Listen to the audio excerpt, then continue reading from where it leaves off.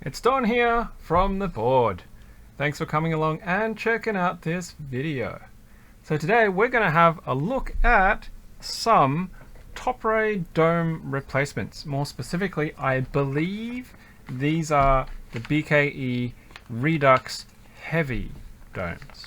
So for context, what we're talking about is top ray keyboards. So I've got 3 top ray keyboards in my collection. One is my Happy Hacking Keyboard Professional 2, which is what this one is, and it is I believe a 45 gram domes inside, and then I have a Leopold FC660C, and I've also got a Nova Touch.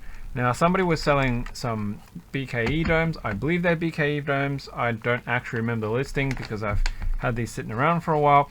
So I went and had a look, and I think that they're the BKE domes Redux because of their color. And from what I can tell, the heavy Redux domes are approximately 65 gram bottom out. So they're heavier than the 45 grams on the keyboard currently, and they're black with a gloss finish. Now you can see the original packet actually said 110 pieces. They've crossed it out and they've written 69 pieces, but I have more than enough at 69 to redo this keyboard. I wouldn't have enough to do a Nova Touch since that's a 10 keyless, and the 660C has more keys than this. So that's why I've kind of chosen, if I'm going to do this, I will do it with this particular board. So these domes, they are black and they are glossy, kind of. So you can kind of see that it does have that shine to it. They're not a, try and get the focus on it. It doesn't really want to focus. There we go. And you can kind of see they're not like a matte type of dome. So in regards to how they feel, I guess, yeah, they do feel heavier. Focus. Hello. Focus. There we go. Okay, so, you know, feeling individually, the actual dome is stiffer. It is stiffer. So, with that in mind, I should have enough in here. I probably should count them before I go and do it to make sure that they're all there.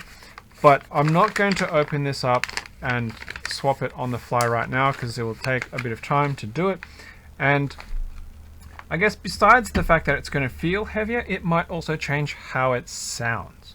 So with that in mind, I will do a sound test recording thing with this, with my current setup, and then I'll talk about that and do the comparison of the sound before and after. But right now I don't have the sound set up simply because it does slightly different things with the microphone. In order to open the HHKB, it is a plastic integrated plate into the top here. So you got to take all the keycaps off it if you wanted to take out the sliders and stuff. We don't need to take out the sliders, so I don't actually need to take the keycaps off, but I will need to sort of suspend that. But it's got 3 screws along the top there. I don't think there's anything underneath the feet, no, and I don't believe there's anything under the sticker either, which then will allow you to lift the shell open. That's just, I think, some more dip switches. Well, yeah, it's where the dip switches are. And then you can take the PCB off, take the springs out, take out the domes, swap the domes in, springs back in, PCB back on top, case back together. In theory. So we'll do a bit of editing magic and so on and so forth after I do the sound test with these. We'll put these in, do another sound test, and then we'll talk about it all at the end and compare and see how it looks like. So hopefully on the other side of some editing magic, we will have a heavy HHKB. We'll see you soon.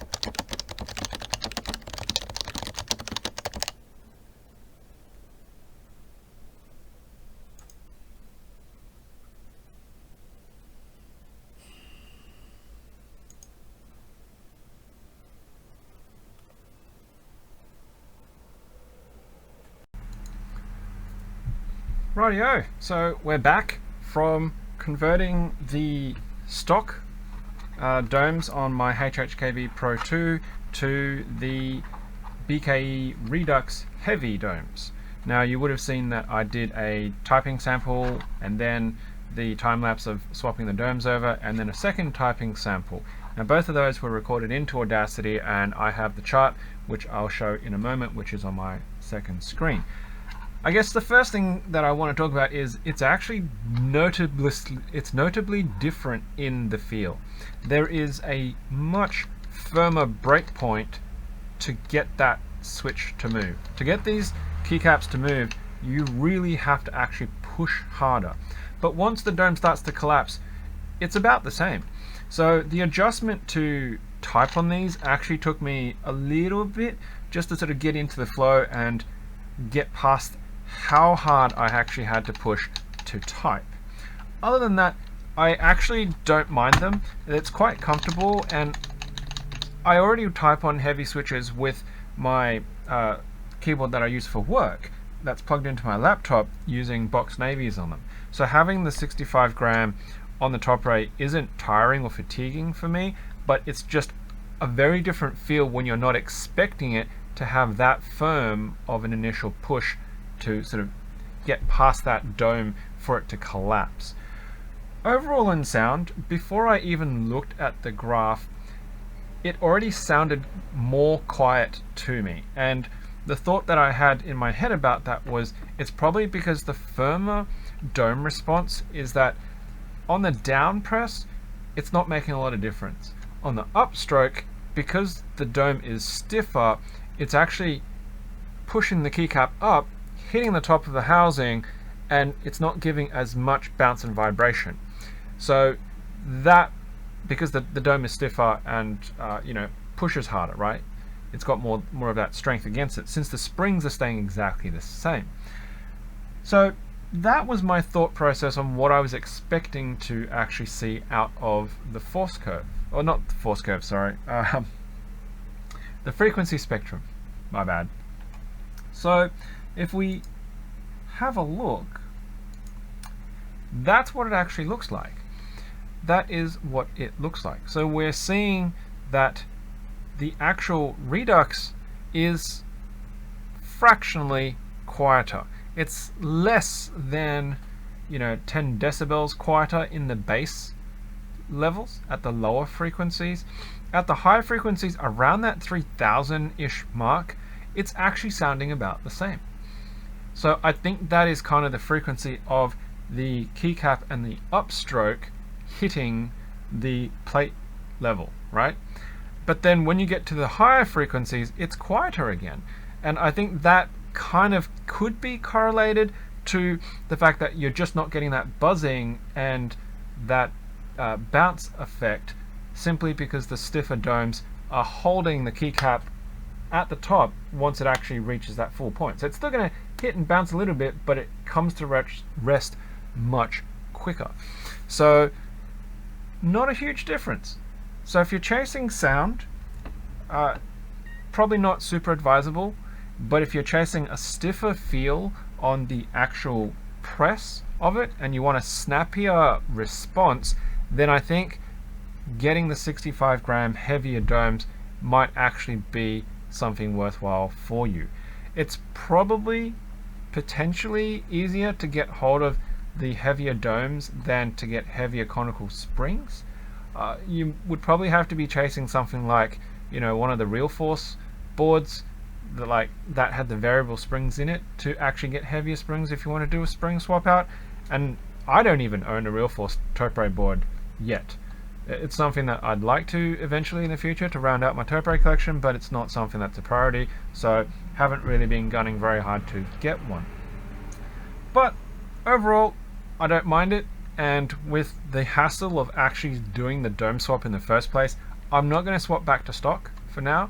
I still have the stock domes, of course, not like I'm going to throw them away or sell them or swap them, and if I need to return this board back to stock, I'll sit down and go through that hassle of putting them all back again. So that is it. Hopefully you enjoyed the journey of me being able to go through and do that testing and checking it out and having a feel and understand what that's like to do a dome swap with this. And if you like this kind of stuff and want to see more of it, of course, please let me know in the comments below. Hit that like button, subscribe button, and bell notification as usual. And yeah, thank you for checking out the video. Of course, as usual, until next time, happy clacking.